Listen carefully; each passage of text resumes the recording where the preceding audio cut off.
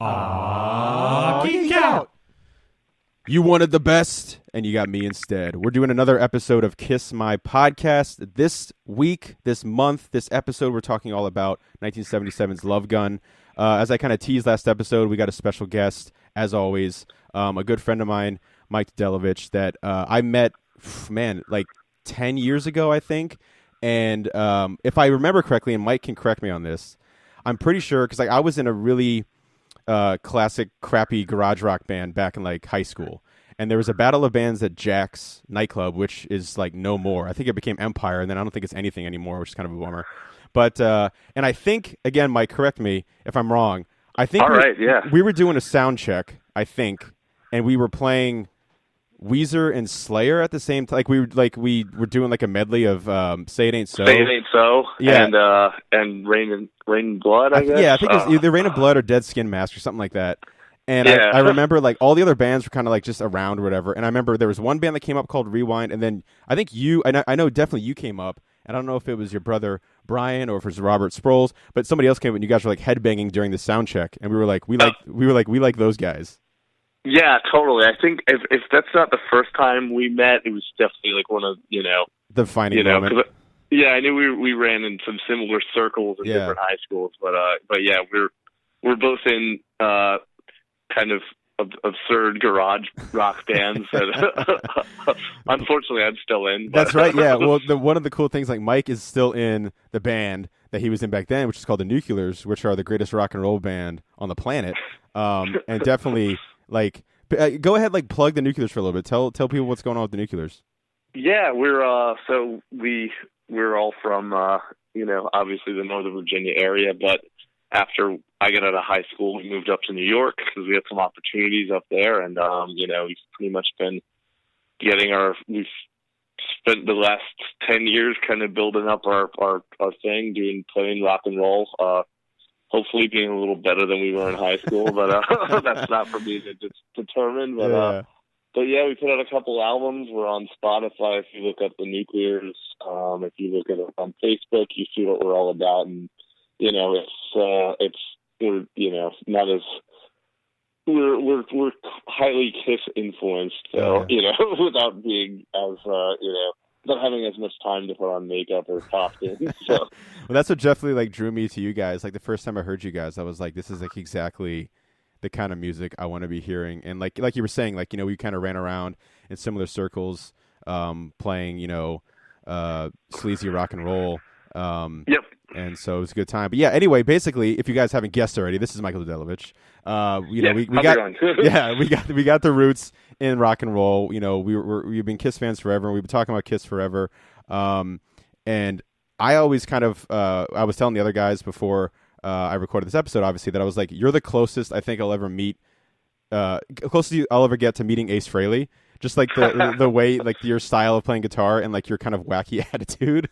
I definitely rip them off a lot. Yeah, so I'll take it. But I wanted to say, like, I mean, I kind of knew the answer already, but tell everyone who's listening your favorite member of Kiss, why, and then kind of how you got into Kiss in the first place. All right. Well, I think you guessed it. It's definitely Ace Frehley, and it's not even close. Yeah. Is my favorite member. First of all. He's got, I think, the highest level of, as far as being a guitar player, those guys with a style that you can hear like two notes of them and be like, oh, that's Ace or that's Angus Young. Like guys like that where it's like, if you have that much of a style that you've like really like scratched your place in like, sort of among a million other guitar players, like I think that's kind of, he's just got that sort of, and it's all in the fingers, it's all in how he plays, It's all in like his vibrato and stuff. So I like that. I also like the fact that he's my favorite songwriter of the band and seriously. My favorite singer of the band. So right. Well, this is the perfect album to talk about with him singing then. For sure. I mean, that was like a huge, not to jump ahead, but that's, a huge song for me and as becoming a big fan of theirs. So. Definitely. I mean, and I'm glad you touched on the songwriting aspect because that's something I've been touching on almost every episode when I get to an Ace song is that, Oh yeah. like Cold Gin is like, if not my favorite Kiss song, one of my all-time favorite Kiss songs. And I remember as a kid, I had this thing where like Ace is my favorite member as well.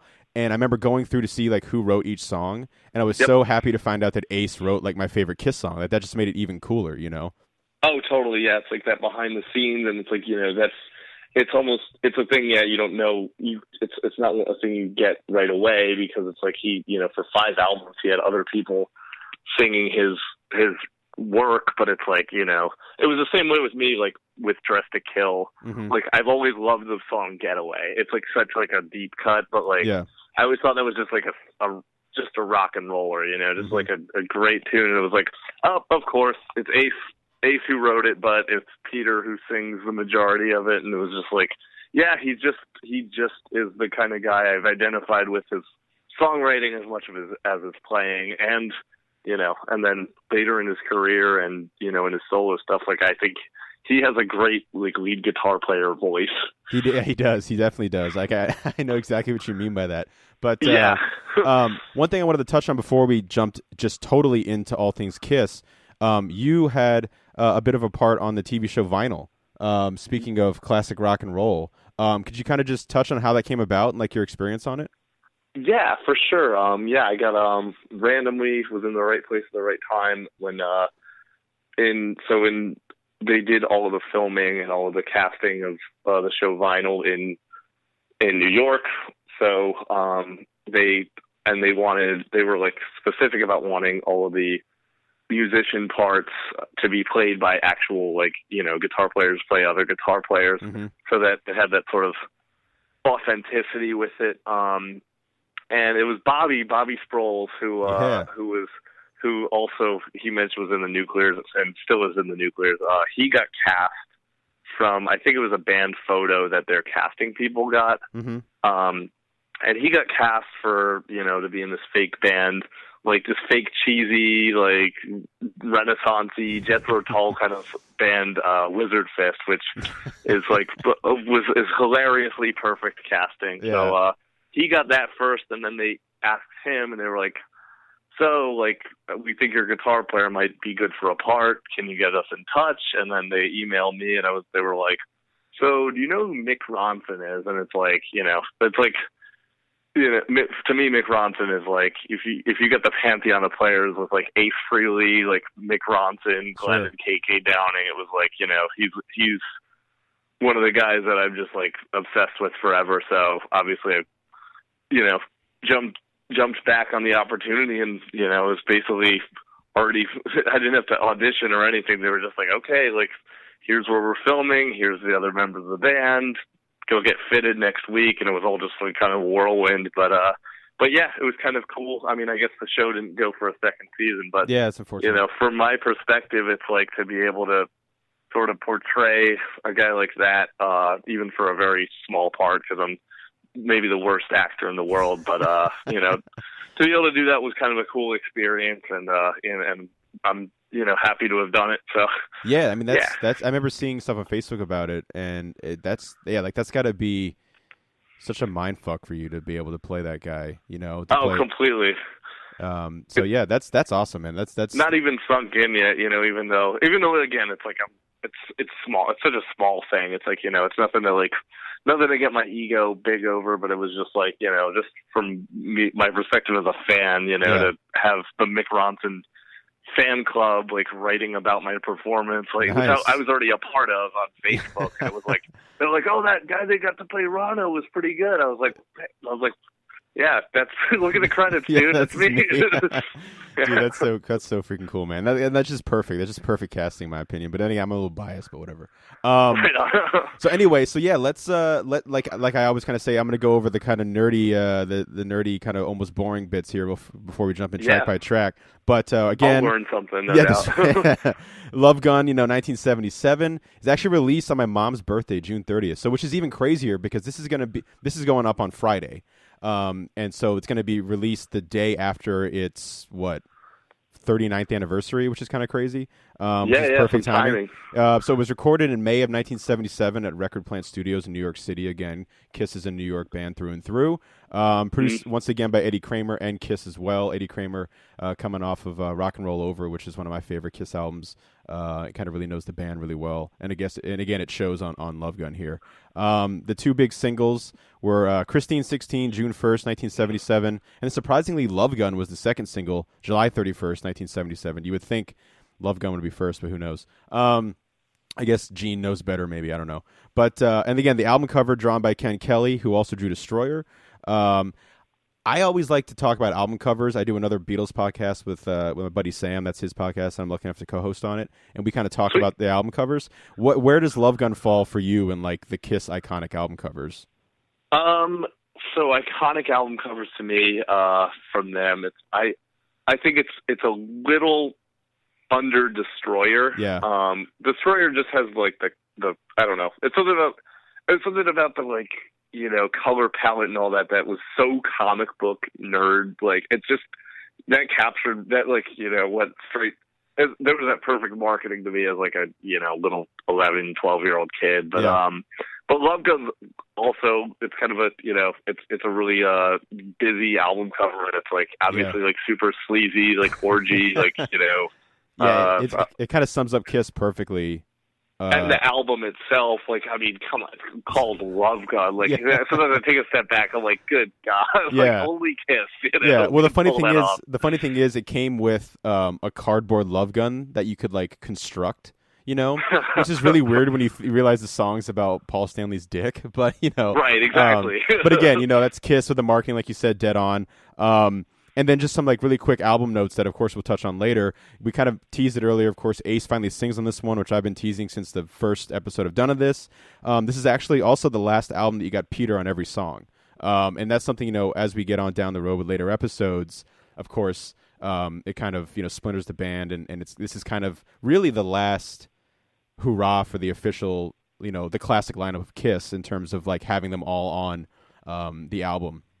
And then they actually recorded August 26th, 27th, and 28th at the LA Forum in support of this album, and that was what basically becomes Alive 2 as well, which I always thought was funny because when they were, you know, obviously they make Alive, it's like one of the greatest albums of all time, and then they realized for Alive 2, they can't record like just a regular Kiss show because they'd just be re-recording a lot of the songs that were on Alive 1, you know, like all the staples. So they have to basically like reconstruct their set list to have songs that they haven't put on a live album yet, which I thought was kind of funny.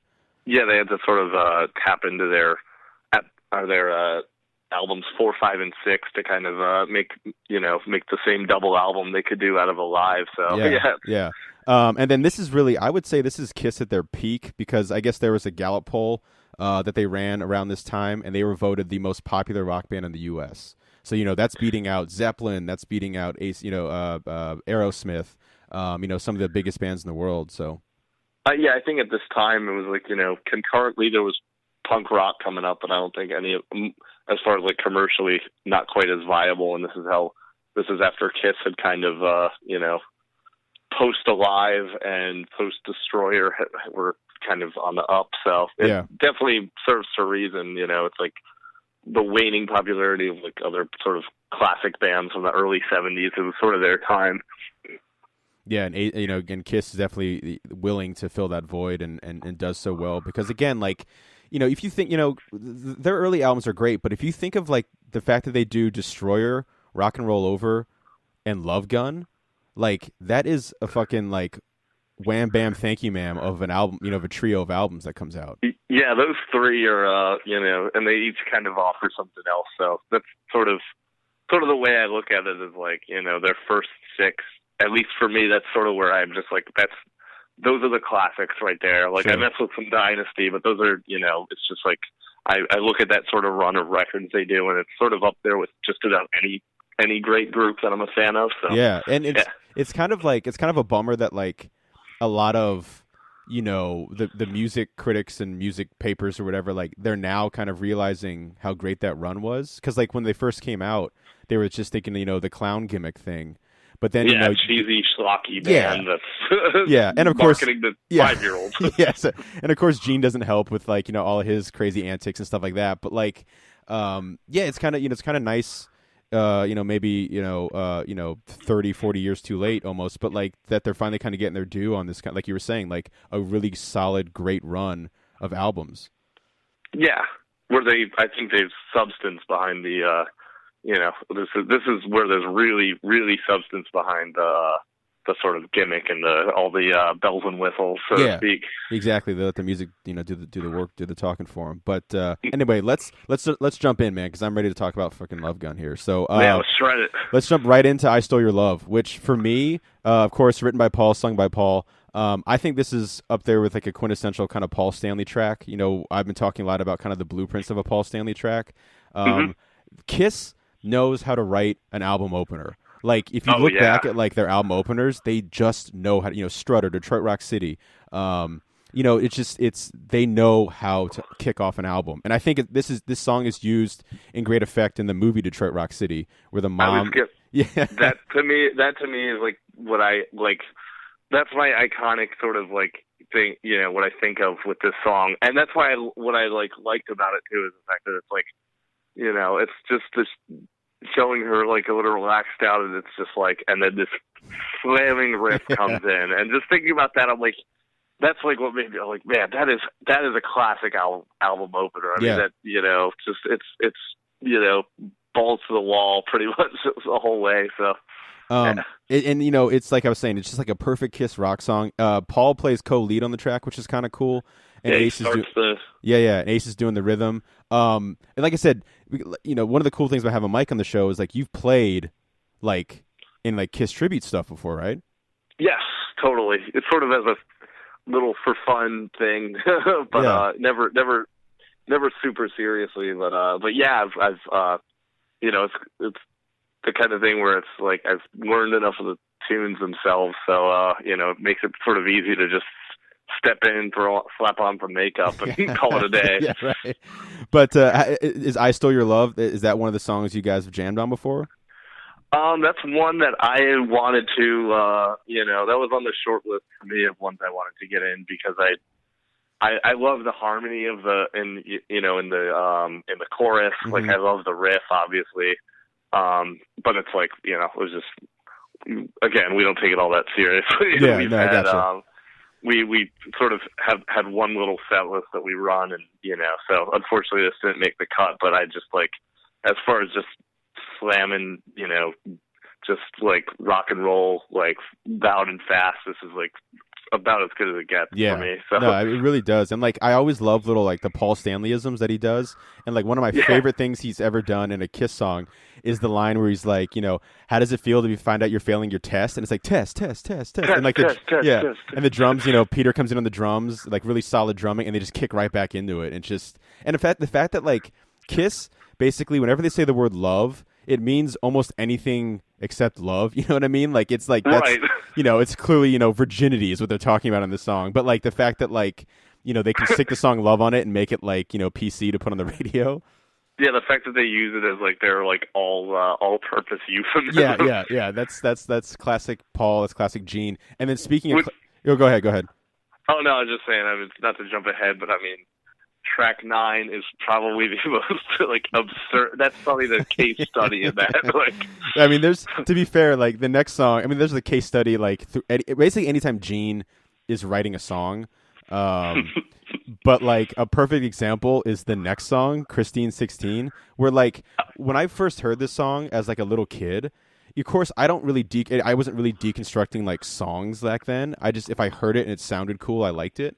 And I really like the piano riff that Eddie Kramer plays, the producer on the track. Again, written by Gene, sung by Gene, and the first single. But like, I really just like the melody on it, and I didn't really think about it. Like when Gene's talking about like seeing her at school and knowing that day I gotta have her. Like I've got to have you. Yeah, I got to have you. And then like, but one of the things that again, I love the lead on this track. Like, it's one of my favorite leads on the album. On I Stole Your Love? Oh, I'm sorry, on Christine 16. Oh, yeah. Oh, totally. Oh, man, yeah. I think top to bottom, it's like I think Ace added he added some to his repertoire, and it's just like as super tasteful kind of lead stuff. So yeah. And Ace is definitely one of those guitarists too, like you were saying earlier, like you can pick out an Ace solo. You know what I mean? Like it's like a split second in. yeah, the Ace, this Ace kind of like just check marks to look for. And this, like you said, this is like a really tasteful, great kind of Ace Frehley. So, but he also, a cool thing about him too is like he can surprise you all the time too. Like he'll have all like the classic Ace Frehley moments in it, but like he'll throw in little things that you're not expecting, and you're like, that's fucking awesome. Yeah, totally. I think he's I think his versatility probably goes a little underrated, but yeah. Interesting to note though, on this track, on the demo, Alex and Eddie Van Halen actually played on this track, and of course, Gene, would go on saying that he basically founded, or not founded, he basically discovered, Van Halen. But who knows with Gene? But right, it's also Gene. Has delusions of grandeur, like yeah, just a reflex for him. Yeah. Did you happen to read his book? I didn't, just because, like, I feel like I read Ace's book. Yeah. But I'm hesitant to read the other guys just because I don't want like it ruined for at a certain point. I'm just like I feel like they've sort of been like, every time I read an interview or hear something that Gene Simmons says, it like kind of just makes me cringe, and I'm like, I just want to listen to the albums and like forget that you are a person. Well, I'm so glad that like in the mid '90s when I was really getting into Kiss for the first time, that all that wasn't available to me, because it would have like it would have crushed me. You know what I mean? Yeah, it would have just like colored your opinion at like a formative time for it. So. Yeah, like all the because like I've read Gene and Paul's book. Now Paul's book's interesting. Paul's book is really like this great encyclopedia of Kiss knowledge, and like he really talks about how like he did his best to hold the band together, especially in the '80s when Gene was like trying to be a movie star. But like Paul's book is really cool because, like I said, he really. He doesn't hold back, and it's again stuff you maybe don't want to hear, but like he's like a Kiss historian through and through. You know what I mean? So like he's got really interesting things to say. Gene's book's interesting, where like Gene actually like takes the fault for a lot of things, especially for like kind of dropping the ball on Kiss. But of course, there's like the sleaziest stuff in it in the world, and like again, being like 30 years old, I can read it now, but it still kind of bums me out. But if I had read that when I was a kid, or had like the internet with like all the Kiss stuff there, it would have like just totally wrecked my image of Kiss. I just wanted, like you were saying, just listen to the album and see these guys like in the makeup rocking and rolling. Yeah, exactly. It's definitely interesting stuff, and like stuff that it has sort of at this point you can sort of look at and sort of with fascination. But yeah, I'm like, I find myself more and more just like, okay, like it's like, a Gene Simmons interview where he's like talking about Trump or whatever. Yeah. I don't even know. And I'm like, you know what? I'm just on an album. And that's right. Yeah. Cool. I always like to think that Christine 16 is either a sequel or a prequel to the song Going Blind, because that song is like about this like 93-year-old falling in love with like a 16, 17-year-old girl or whatever. And like interesting theory. Yeah, Gene is just writing these songs, this like this mythology about this old man. Like again, like for anyone who doesn't know what the song's about, it's really about Gene falling in love with like a 16-year-old girl like at a Catholic school. Like there's really no way to say it without sounding like just really creepy. But, and that's the mental image I have listening to the song. It's like, that day I saw you coming out of school, I had to have it. Yeah. Like, what are you driving slowly by like school down? Yeah, Gene with the the big hair and all that kind of stuff, just like sitting in like exactly. Ridiculous. But again, in terms of music and melody and instrumentation, I really like the song a lot. I love it. I think also it's sort of that, it's that more like just straight glam, like yeah. It's like it almost like, I don't know, it fits in sort of the more traditional glam sort of sound. It's just really like David Essexy almost or something, which I love, and that's sort of part of the sort of depth of this record that I think is really cool. I mean, it makes for a great single too. I was now news to me that it was the first single on it, but it makes sense because it just it sounds like a great radio track, and deserving one of Gene's best. I like when Gene Simmons writes this kind of way, Yeah, no, and and it's something that I'm really interested to hear like your opinion on. Like, I think when Gene actually sings and he's not doing like that weird like her like voice or whatever, and he actually sings, I think he's like a pretty solid singer. I think so too. I think that's also evident on the fact that like a lot of it on this and the last album has sort of complex vocal parts that are like very musical, even when he's not doing lead, and it's like really it's really they're very capable in that, and he's a good sort of compliment to sort of Paul's voice when he actually is just like not trying to be silly and not doing a spoken word section in a song or whatever. Of course, yeah. Which I always have sort of an appreciative eye roll of it. I'm like, it's Kiss. Yeah, exactly. I mean, by now, like you said, we're like how many albums deep? It's like this is like we shouldn't be shocked by this anymore with totally. Gene. Yeah, like if this song came out of nowhere, that'd be one thing. But this is like the 7th or 8th song probably you could stack up with like Crazy Gene, and like you said, this isn't the last song from Gene on this album. That's super creepy. But totally. The next song though was written by Gene, sung by Gene. Got Love for Sale. Gene does play rhythm guitar on this track. I do like, and like you were saying with Christine 16, like the style that Gene writes and plays. I like when Gene goes grungy too, because I think that fits his voice really well. Yeah, totally. This is sort of more the like riff rock beater song, Yeah, Peter's drums are pretty really tight on this track. I like that they kind of did it on Making Love on Rock and Roll Over, having the acoustic and the distorted guitar playing rhythm at the same time gives it kind of like that weird kind of like light feel to it. I don't know, it's kind of like this weird kind of sound, this cool kind of like stereo sound that they got going on. I noticed it does that little weird chord change on the acoustics. That's sort of evident. That's kind of a cool little sound, and part of the great production of this album. That's it's not overdone. Yeah, it's not like I'd say with this one, it's like sort of in the complete middle ground between like the early albums and like Destroyer, which was like so wonderfully overwrought, but like this is sort of just like right in the middle, and Eddie Kramer I think deserves a lot of respect for kind of just this sweet spot that he hits. So definitely, and I'm looking through the notes here, and it's cool because on this album, a lot of the previous albums, and I don't think this is a fault of Kiss or a weakness of Kiss at all, but a lot of the previous albums, like it'll be written by Paul and blank, like an outside someone coming in. This album is very much written by just one member of Kiss. The song's written by one member of Kiss. And so that's each sort of has its own, like you can almost tell if you're a big enough fan, you can almost just tell like, oh, there's a Paul song, there's a Gene song. Would you say that this would be like? Do you think this is Kiss at their most confident, like on an album? I think so, just because they sort of go in. It has like sort of a running sound through the whole album, but it goes sort of in a lot of different directions, but it all does it with like, I'd say some confidence in the fact that they're like, it's like I'd say with Destroyer, they're going up to Beth, they're doing all these like different things. Like this, they're sort of just, it's the most streamlined, and it's the most like, I think it definitely sort of has that sound. They know their sound, and they know how to like sort of deliver at this point. Sure. And then just building with my fan theory, Gene Simmons mythology. I like to think of this song as a sequel to Dr. Love, that he's making house calls now, like he's going to people's houses and like selling quote unquote love.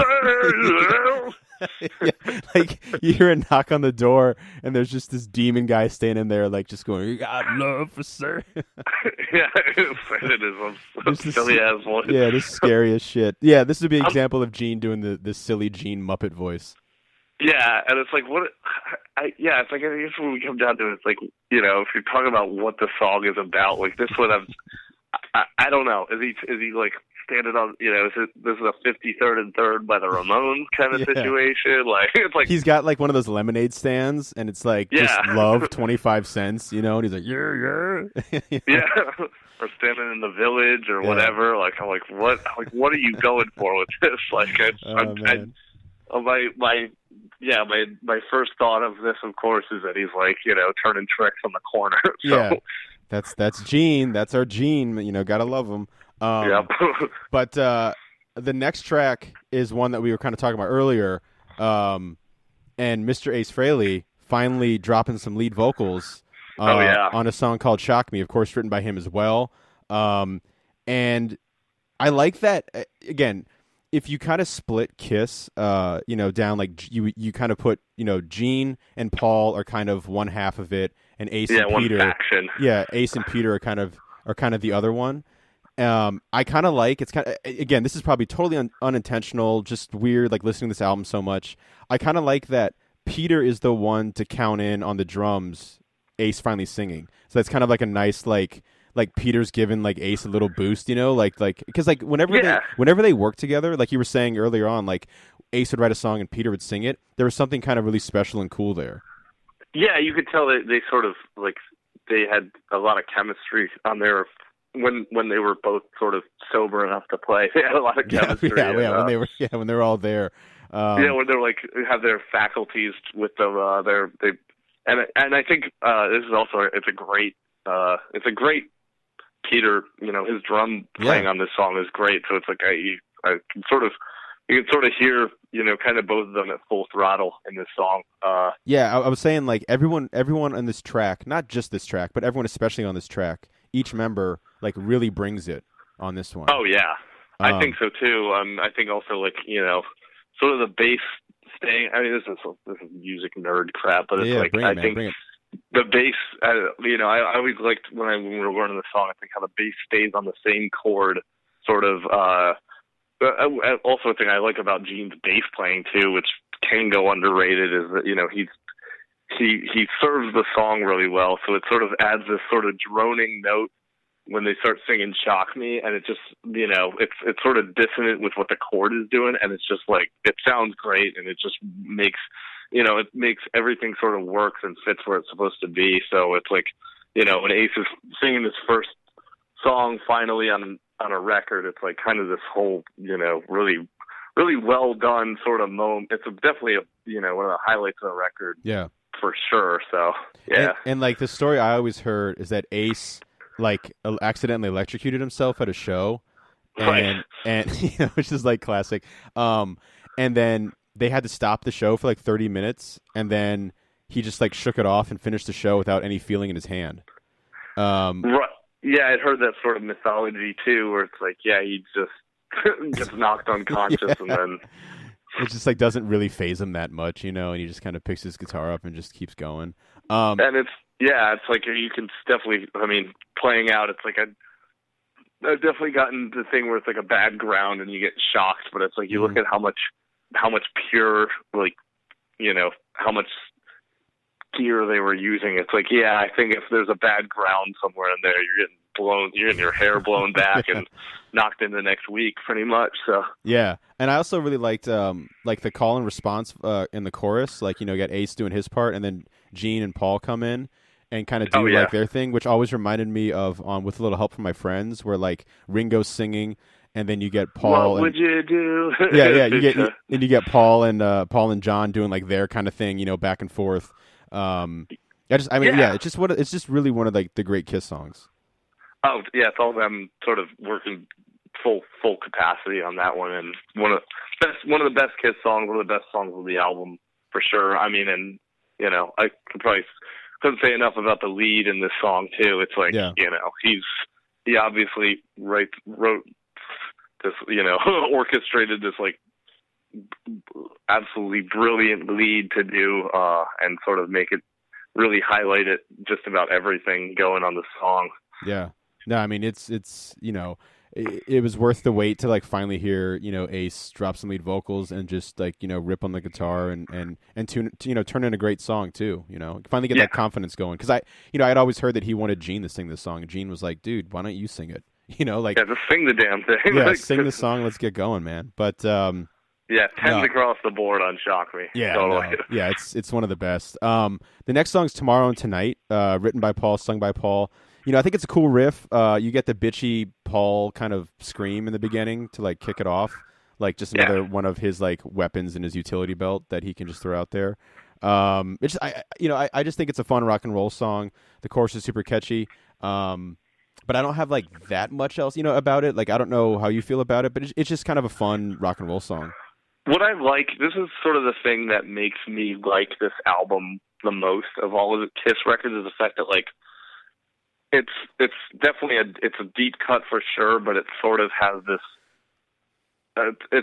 like Mott the Hoople sort of like it's just like straight sort of fun glam rock like sort of hook with the the girl backup vocals and doing the harmony and stuff. So I've always, I think it's songs like this that solidify it in my mind, because it's just, they weren't messing around, and it was just like, it's Paul with another kind of good hooky, catchy rock and roll song that they weren't trying to make a single. It was supposed to be a sort of track to fill out the album, and I think it's a great tune. It's one you can always, sometimes if I'm quote unquote DJing at the bar, which means just playing through a computer, I'll throw this one on. It fits right away. Yeah, so, it'll get people going. Like I said, on this album, and like I said on Rock and Roll Over, and like I said on Destroyer, really, like there's really no weak spots. There's songs you might not listen to as much as the other songs, but it's unfortunately kind of sandwiched between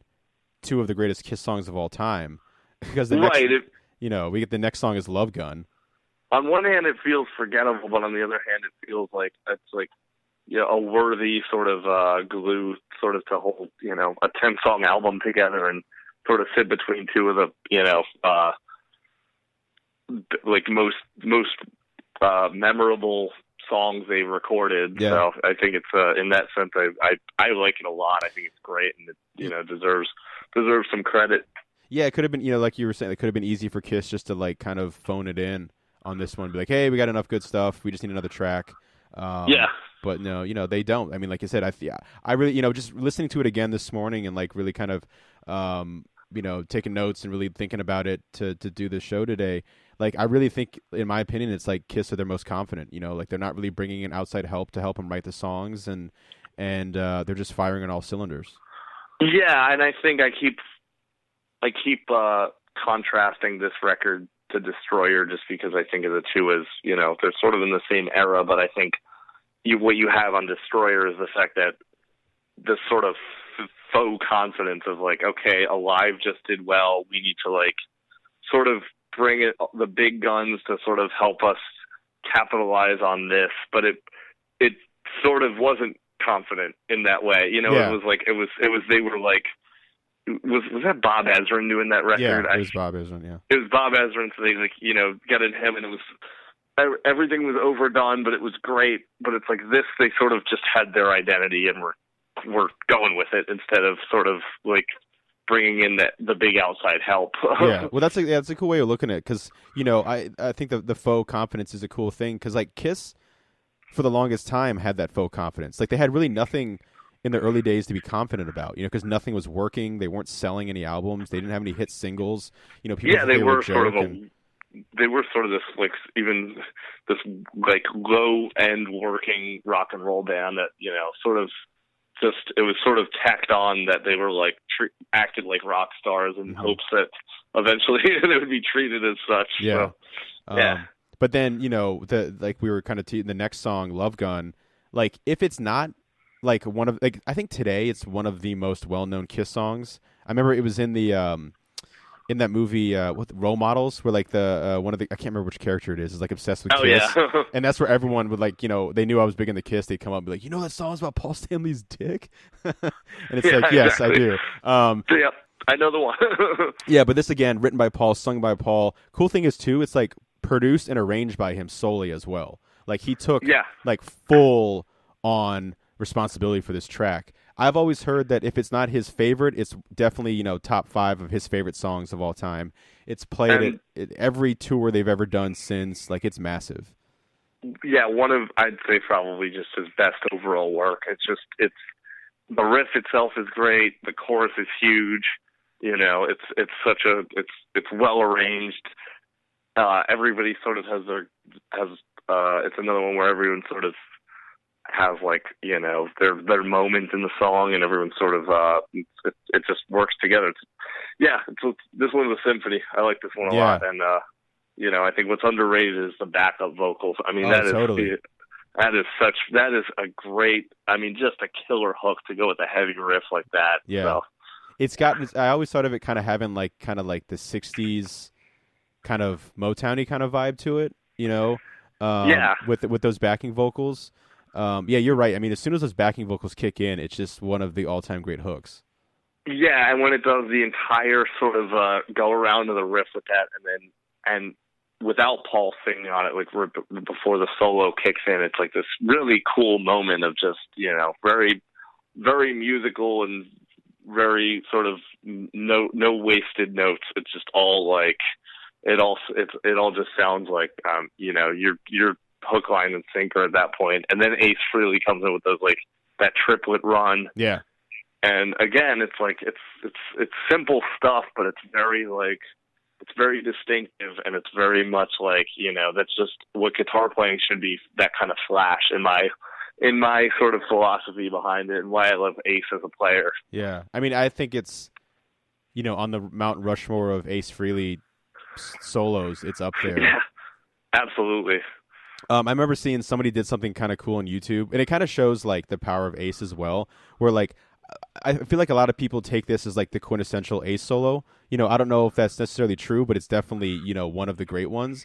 And somebody took all the different leads that they've had, you know, Vinny and Tommy and all them, and like they each like showed their version of this solo, because it's just like it's kind of like the solo.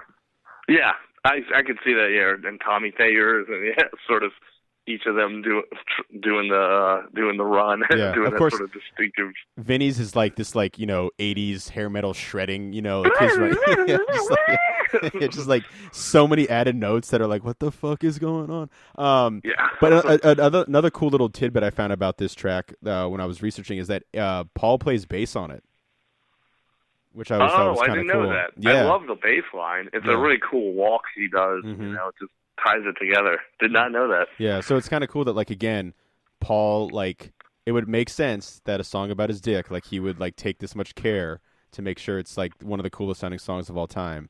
Right, he's like this absurdly titled Love Gun. Like, what could that possibly like? Yeah. Like, oh man. I mean, their innuendos got really, really obvious on this album, and it's like even the fact that they're marketing like, oh, you can put together this gun that's a love gun. It's like, stop. We know what you mean. Like any, 8-year-old kids on Christmas Day, or opening it up and they're like, I could put together this love gun. Yeah, it's like no, Sonny, that's not a love gun. but yeah, I mean, again, one of the all-time great Kiss tracks, and there's really, we could talk probably all day just about that track in itself. Oh yeah. But the next track we got, Peter Criss makes an appearance finally. So you get all four members singing a solo track, singing a song, lead on this album with Hooligan. Written in a row. Yep. Yeah, that's right. Yeah, written by Peter, and this one you do get Stan Penridge in there again. We talked a lot about on Rock and Roll Over.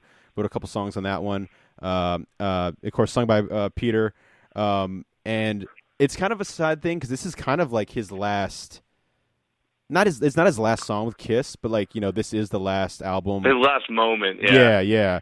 And it is a solid track, and I think Ace lays down like a really fucking sexy solo on this track. Especially that little outro bit that Yeah. sort of seems like it's tacked on. I'm just like, it's that kind of guitar playing that he does on this album that I'm like, he's not a one-trick pony. Or he couldn't even be considered a one-trick pony. It's like, that is some tasteful, really well-done guitar playing on what's just sort of this little outro bit on this song. But yeah, my thing on this song also is that it's sort of in the same vein as Tomorrow and Tonight, where it's like, it's an album track. It's not a single. Sure. It could be a B-side, but it's just really good, and it fills the album out really well. It kind of gives it a different, it's quintessentially Peter Criss, because it's basically just him writing about what a scumbag he is, and it's great. It fits in with my entire image of Peter Criss just being like the dude that's just like, he's a shitty dude, he's a party guy that's kind of burning himself out and, probably sort of oil and water to Gene and Paul's sort of entire philosophy, but that's what makes it awesome in my mind. Yeah. And, this song, dropped out of school when I was 22. It's just got a lot of really, 35, what is it, I got a 65 Chevy and a 55 frame. That's right. Yeah, you got to sing about the car. It takes off all the Peter Chris-isms. It's almost it's this to me is sums up.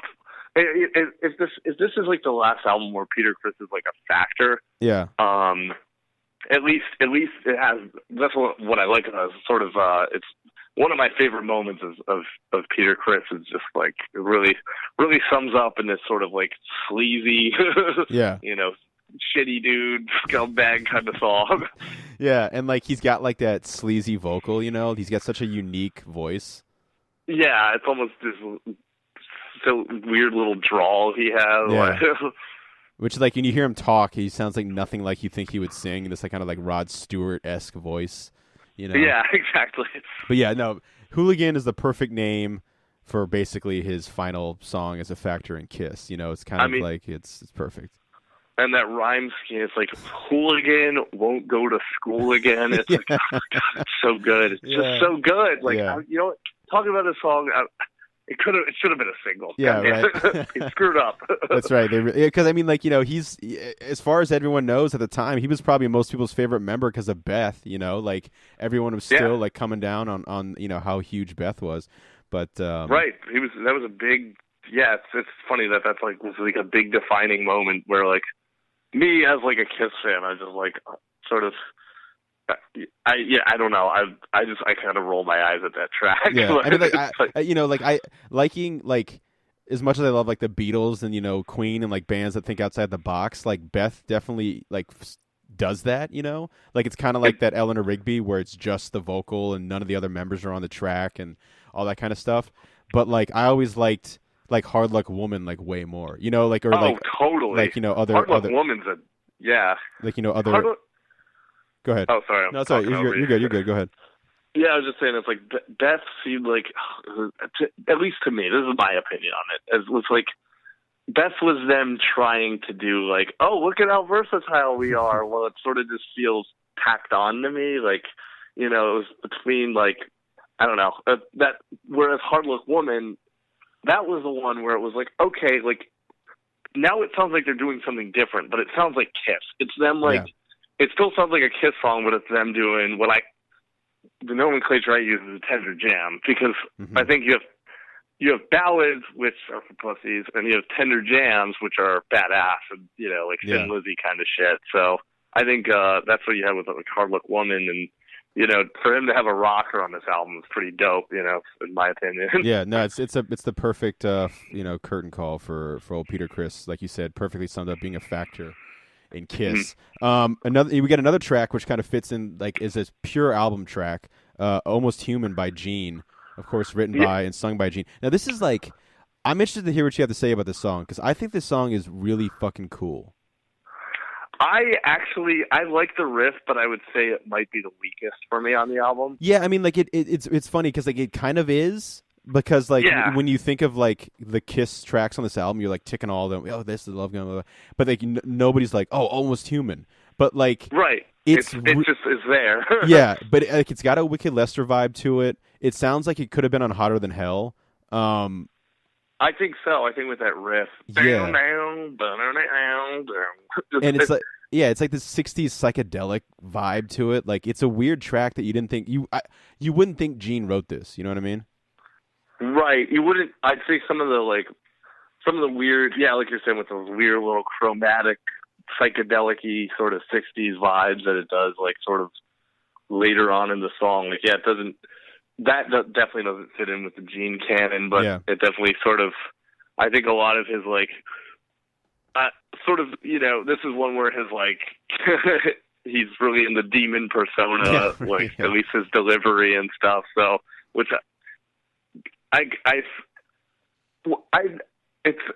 sometimes a little too much for me. Or the one where he goes so hard with that. But what I'll say is I would probably put it as the weakest on the album, but it fits. For some reason, it's just like in every, Led Zeppelin 4 or whatever, it's like you have like sort of the track list that exists, and even if one song isn't like the one you necessarily skip to, it's like if it just fits and flows the album, it's like from Hooligan into Plaster Caster. I'm like, it's right. It paces the album right. It's kind of a filler track to me, but kind of a cool one with some nice, cool stuff going on. But and another great lead in this one too. It's Ace is like, I don't think there's a single wasted note out of him, but I think the thing is, like, every time I listen to this album, it always kind of surprises me. Like you're saying, it doesn't really fit, but somehow it does, and it really has a cool groove to it. Like that's the thing that I think I like the most about it. It just has this kind of,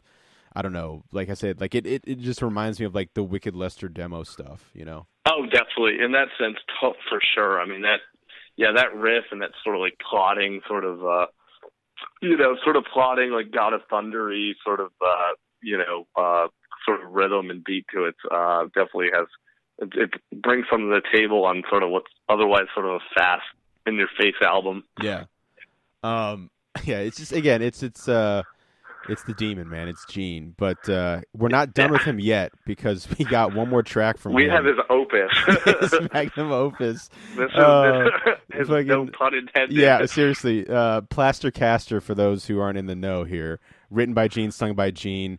Not to be outdone by his buddy Paul. Competition. You got to have another song about a dick on here. And not just like one dick, like legions of dicks, because like it's inspired by Cynthia Plastercaster, who is famous for molding rock stars' genitalia, and also like breasts and stuff like that, but basically for her collection. Rows and rows, and shelves of dicks. That's right. And Gene wanted to, I guess, honor her in the track, and I think probably the track that, like, my innocence as like a rock and roll fan, I think was shattered when I heard the line, "She wants me all the time to inject her." I think that's where I realized, like, holy shit, Gene is like king of the sleaze with lyrics. After all of those other innuendos that like go over your head as a kid, it's like you finally went so obvious. Yeah, that it's like this is you can't even. Yeah, you can't even, and it's like not even. And you couldn't possibly listen to the song and think otherwise. I just like laugh at this song because I'm like, I feel like when I put this album on, or like people, this song is like generally derided. Like, at least in my limited experience. But like whatever, people are like, oh my god, this song is so stupid. This is definitely the lamest Gene song of like this era. And I completely disagree. Yeah. I love this song. It's really cool. Like, again, I think like listening to Kiss songs, you can, if you really love Kiss, you can like listen to a track like this and not be bothered by the fact that the lyrics are like the stupidest thing in the world. Totally. And I sort of argue that. I'm like, people like real, like I remember at a Kiss, at our sort of joke Kiss cover band, I was like, dude, we should be the one band that does Plaster Caster. We're like, come on, that song is so stupid. But I'm like really, like, they made an entire career to this point of like, of Gene and Paul kind of writing these absurd euphemisms that are like so obvious, like what they are, and they're sort of like groaners and cringeworthy. And it's like, this is the song. Like, I know this is the most obvious, but it's like, come on, like this is what they're all about, and like may as well go, in for a penny, in for a pound. Oh, sure, yeah. Like they've thinly veiled their innuendos, like barely. This one is like, we're not doing that anymore. You know what I mean? Like, it's like they may as well have been like, this song is about molding dicks. Yeah. Only we're gonna call it love still, just to make it more ridiculous. Yeah. We're gonna say the word love, so no one, we can trick a couple people. But my love is in plaster. Yes, she's a collector. Yeah. She wants me all the time to inject her. That's the quintessential Gene lyric. Like anytime I think of like sleazy Gene, that's like that's the greatest worst like line of a rock song of all time, because totally. only Gene would do this. Like only Gene would like he's like, the world has to know about Cynthia Plastercaster, so I'm gonna write a song and I need to be the her. one that makes it like. Yeah, and I'm gonna put on a song. I'm gonna put it on an album called Love Gun. Yeah, and one up Love Gun. Yeah, exactly. Seriously, in terms of like sleaze, this one, is one up in every sense of the word. But like to bring in like the greatness, another great ace lead on this one. Oh, one of the best. Yeah. So tasteful. It's so hook. Like it's just really like, the way he ends it. It's very musical. It's like it's not just him shredding in pentatonic. No. Sorry. I'm speaking in it's all music good. nerd speak, but yeah, it's like, I've always loved the lead in this tune. Yeah. Start to finish. I think musically it's fantastic. I mean that intro to me hooks me right away too, with the sort of the bass plodding away, sure, and then the riff come in, and I just think it's like I think it's a well arranged rock song. This is one I personally skip to, even though I'm just like I know I'm gonna have a good eye roll at some point, but like it's like if I didn't want to, I'd listen to another band, but like it's. This is the Kiss. Like, this is what you get. Well, I remember one time, like back when I was still listening to Kiss on cassette, I was on like not even a road trip. I think I went out to dinner with like my grandparents, and like I was, in the throes of like being obsessed with Kiss, and so I brought along like my little like cassette player or whatever, and my grandfather was like, "What are you listening to? Do you want to listen to it in the car?" And I was like, "Yes," and I put it in, and I swear to God, it was me, my grandfather, my grandma, and my brother. And we sat in the car and listened to Plastercaster. Oh boy! Yeah, that was something else. I think that was kind of like a quick fast forward to the next song moment. But it's like a sex scene in a movie. Yeah, it's like, oh boy, this is awkward. But luckily they didn't say anything. But speaking of fast forward to the next song, the last track on here I think is a really cool way to end the album.